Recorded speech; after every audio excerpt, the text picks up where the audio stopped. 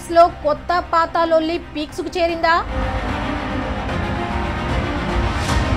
వర్గ విభేదాలు చిలికి చిలికి గాలివానలా మారుతున్నాయా? పార్టీ మారిన ఎమ్మెల్యేలు అంతర్మదనంలో పడ్డారా? బీఆర్ఎస్ లో ఉన్నప్పుడే నయం అనుకుంటున్నారా? కాంగ్రెస్ అధిష్టానానికి ఇష్యూను సెటిల్ చేసే ఆలోచన ఉందా? చేరిన ఎమ్మెల్యేలకు సీఎం అపాయింట్మెంట్ కూడా ఇవ్వడం లేదా? పార్టీ మారామని తలలు పట్టుకుంటున్నారా?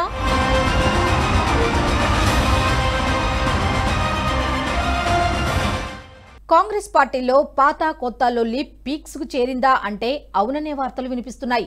ఇటీవల బీఆర్ఎస్ నుంచి కాంగ్రెస్ లో చేరిన ఎమ్మెల్యేలకు నాటి నుంచి పార్టీని అంటిపెట్టుకున్న నేతల మధ్య వార్ ముదురుతోందట. గల్లీ నుంచి గాంధీ భవన్ వరకు కొత్త పాత నేతల మధ్య పరిస్థితి ఉప్పు నిప్పులా మారిందట. ఆపరేషన్ ఆకర్ష్ పేరుతో బీఆర్ఎస్ నుంచి కాంగ్రెస్ లోకి వలసలు రావడంతో హస్తం పార్టీ హౌస్ఫుల్ అయింది. బీఆర్ఎస్ తరపున గెలిచిన ఎమ్మెల్యేలు దానం నాగేందర్, తెల్లం వెంకట్రావు, కడియం శ్రీహరి, పోచారం శ్రీనివాసరెడ్డి, సంజయ్ కుమార్, కాలే యాదయ్యలు పార్టీకి గుడ్ బై చెప్పేసి కాంగ్రెస్ కండువా కప్పుకున్నారు. కానీ ఎంత ఉత్సాహంతో పార్టీ మారిన ఎమ్మెల్యేలకు నిరాశే మిగిలిందంటున్నారు. కాంగ్రెస్ పార్టీలో సరైన ప్రాధాన్యత దక్కడం లేదని లోలోన తీవ్ర ఆవేదనకు గురవుతున్నారట. ప్రస్తుతం కాంగ్రెస్ పార్టీలో నేతల మధ్య ఆంతర్యం చిలికి చిలికి గాలివానిలా తయారైందట. ఎమ్మెల్యేలుగా గెలిచి అధికారం ఉంది కదా అని పార్టీ మారితే అక్కడ వారికి సరైన ప్రాధాన్యం ఇవ్వడం లేదట. ఎమ్మెల్యేను పక్కన పెట్టి కాంగ్రెస్ టికెట్ పై పోటీ చేసి ఓడిపోయిన నేతలకు ఎక్కువ ప్రాధాన్యత ఇస్తున్నారట. దీంతో బీఆర్ఎస్ నుంచి వచ్చిన ఎమ్మెల్యేలకు మింగుడు పట్టం లేదట. పార్టీ అధికారంలోకి వచ్చిన తరువాత చేరిన వారి కంటే పార్టీని నమ్ముకొని ఉన్న నియోజకవర్గ స్థాయి నేతలకు క్యాడర్ కూడా ఎక్కువ ప్రిఫరెన్స్ ఇస్తుందట. ఆపరేషన్ ఆకర్ష్ పార్టీకి కొత్త తలనొప్పి కొని తెచ్చుకున్నామా అని అనుకుంటున్నారట టీ కాంగ్రెస్ నేతలు. పార్టీలో చేరికలకు ముందే ఇరు వర్గాల మధ్య సయోధ్య కుదిర్చితే బాగుండేదని అనుకుంటున్నారట కాంగ్రెస్ పెద్దలు. అలా చేయకుండా హడావుడిగా ఇతర పార్టీ నేతలను చేర్చుకొని వర్గ విభేదాలకు మరింత ఆజ్యం పోశామని చెప్పుకుంటున్నారని ఆరోపణలు వినిపిస్తున్నాయి.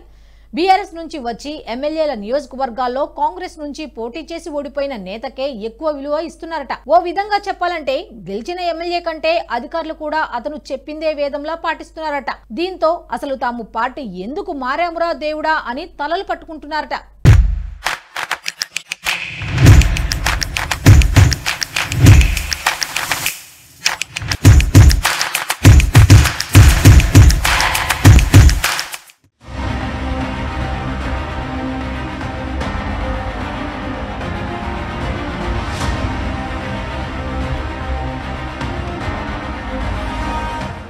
ఖైరతాబాద్ నియోజకవర్గంలో దానం నాగేందర్ వర్సెస్ విజయారెడ్డి అన్నట్లుగా మారిందట. దానం కాంగ్రెస్ లో చేరిన నాటి నుంచి పార్టీ కార్యక్రమాల్లో విజయారెడ్డిని దూరం పెట్టారని, దీంతో ఆమె వర్గీయులు తీవ్ర అసహనంలో ఉన్నారని చెప్పుకుంటున్నారు. అటు వరంగల్లో కూడా కడియం చేరడంతో గ్రూప్ వార్ మొదలైందట. పార్టీలో నెలకొన్న ఇంటర్నల్ వార్ కడియం ఫ్యామిలీని కంగారు పెడుతున్నాయట. ఇక మరోవైపు భద్రాచలం ఎమ్మెల్యే తెల్లం వెంకట్రావు పరిస్థితి కూడా అలానే ఉందట. నియోజకవర్గ అభివృద్ధి కోసం పార్టీ మారితే కనీస మర్యాద కూడా లేదని అసంతృప్తితో ఉన్నారట.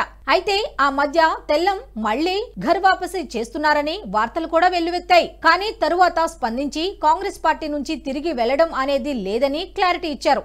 మాజీ స్పీకర్ పోచారం శ్రీనివాసరెడ్డి కూడా తీవ్ర అసంతృప్తితోనే ఉన్నారట. తమకు బీఆర్ఎస్ లో ఉంటే అయినా గౌరవం ఉండేది, కాంగ్రెస్ లో కనీసం పట్టించుకునేవారే కరువయ్యారని సన్నిహితుల వద్ద వాపోతున్నారట పార్టీ మారిన ఎమ్మెల్యేలు.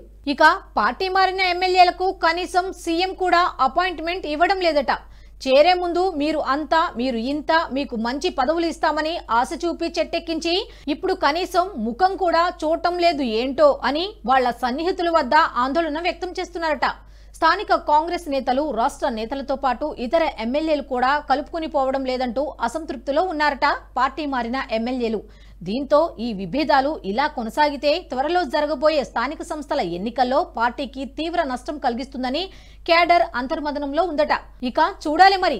కాంగ్రెస్ అధిష్టానం కలుగజేసుకుని నేతల మధ్య నెలకొన్న ఆంతర్యాన్ని తగ్గించి కలుపుకుపోయేలా సయోధ్య కుదుర్చుతుందా, లేదా వచ్చిన వారు ఇంకెక్కడికి వెళ్తారులే అనే ధోరణిలో వ్యవహరిస్తుందా అనేది